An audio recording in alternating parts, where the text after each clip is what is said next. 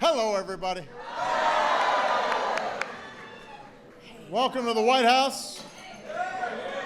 I want to thank Sahila for the wonderful introduction. In case y'all did not hear properly, You're right. We can say it again. I'm just going to One repeat more this time. just so you understand. All right, let's listen up. Sahila got into Harvard at 15. Yeah, she didn't mention that. I don't know what y'all were doing at 15. Speaks 4 languages. The Arabic is like a major or a minor, but has 4 of them. Is studying neurobiology. Was listed among the world's 50 smartest teenagers. Now, Michelle, It is. It's just like, let me just say, there are a lot of teenagers in the world. yeah.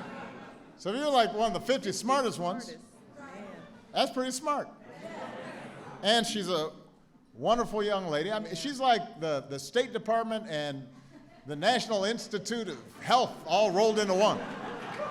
And we are so proud of your accomplishments and all that lies ahead for you, and you reflect our history.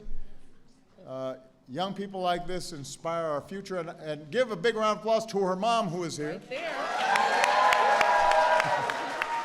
Mom's just filming the whole thing. We see you. You're right We there. can't even see her because she's got her iPad in front.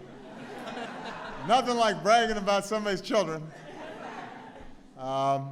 We are joined this evening by members of Congress, including Leader Nancy Pelosi, members of the Congressional Black Caucus. I want to congratulate the Association for the Study of African American Life and History, which is the group that gave us Black History Month on your centennial. Give them a big round of applause. All right, that guy, don't get carried away now. He can get carried away. I don't know, he was, Now, as always, this month is a chance to celebrate the central role that African Americans have played in every aspect of American life. Marching for freedom and equality, jobs and justice, making a profound contribution to our culture. And here at the White House, we're committed to honoring that legacy. Earlier this month, for example, we opened up the newly restored Old Family Dining Room to the public for the first time, and it now includes a painting by Alma Thomas called Resurrection, and that's the first in the White House collection by an African-American woman. Michelle made that happen, and we could not be prouder of her for that.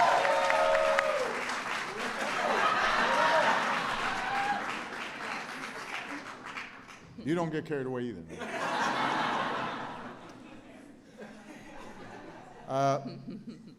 But for the past couple of years, we've also been marking important milestones in that journey. The 50th anniversary of the Civil Rights Act, 50th anniversary of the March on Washington, 50th anniversary this year of the Voting Rights Act.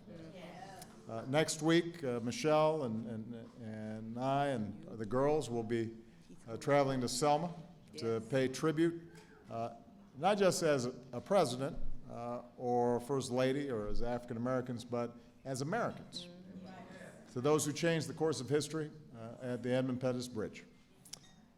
Not just the legends and the giants of the civil rights movement like Dr. King and John Lewis, but the countless American heroes whose names aren't in the history books, that aren't etched on marble somewhere.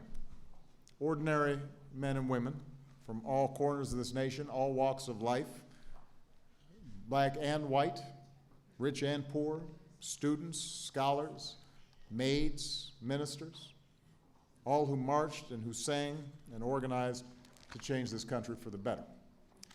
We happen to be blessed to have some of those foot soldiers for justice here today. Folks like Ms. Maddie Atkins. Ms. Maddie Atkins, wave just a little bit. She's right here.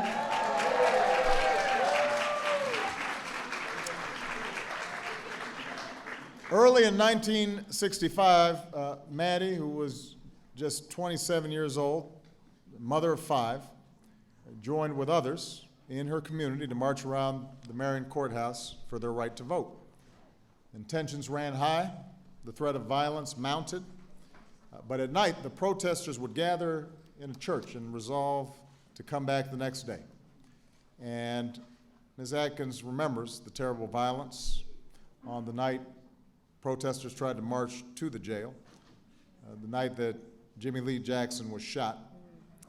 Ms. Atkins remembers running into the church for safety, wiping the blood from the face of a fellow protester, and then going home to her children who were sleeping safe and sound in their beds, and she still went back the next day because despite the doubts and the fears, she knew that she was doing the right thing for her children and their future. And Ms. Atkins went on to help register folks to vote. She ran for office herself, became the first woman elected to her local school board in Perry County. Next week, the world will turn its eyes to Selma again, and when it does, I want everyone to remember that it was because of people like Ms. Atkins and all the others who are here today that we celebrate. But they also remind us, they stand as testimonials to the fact that one day a year is not enough to honor the kind of courage that they showed. 1 month a year is not sufficient to take on their example and to celebrate the power of a movement. That's something that we have to do, each and every one of us, every day, living up to their example, then handing it on to our children and our children's children. And today, on the 3rd anniversary of Trayvon Martin's death, showing all of our kids, all of them, every single day that their lives matter, that's part of our task. I want to thank Trayvon's parents for being here on what's a very difficult day for them. It takes all of us.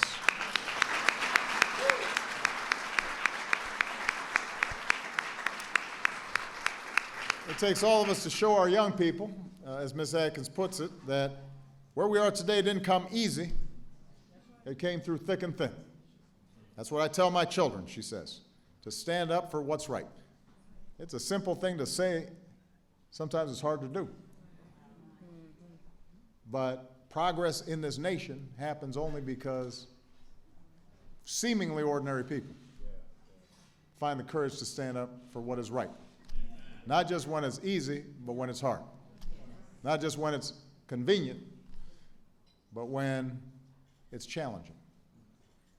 You know, we don't set aside this month each year to isolate or segregate or put under a glass case Black history. We set it aside to illuminate those threads, those living threads that African Americans have woven into the tight tapestry of this nation, to make it stronger and more beautiful and more just and more free. What happened in Selma is quintessentially an American experience, not just an African American experience. It speaks to what's best in this country. It reminds us that the history of America doesn't belong to one group or another, it belongs to all of us. That idea, this experiment, built on a shared story of people bound together by shared ideas, shared ideals, certain inalienable rights of equality and justice and liberty for all people. So I want to thank those who made that extraordinary contribution for setting such a wonderful example for each of us. And I know that when I take Malia and Sasha down with Michelle next week down to Selma, part of what I'm hoping to do is to remind them of their own obligations. Because there are going to be marches for them to march and struggles for them to fight. And if we've done our job, then that next generation is going to be picking up the torch as well. All right? Thank you, everybody. God bless you. God bless the United States of America.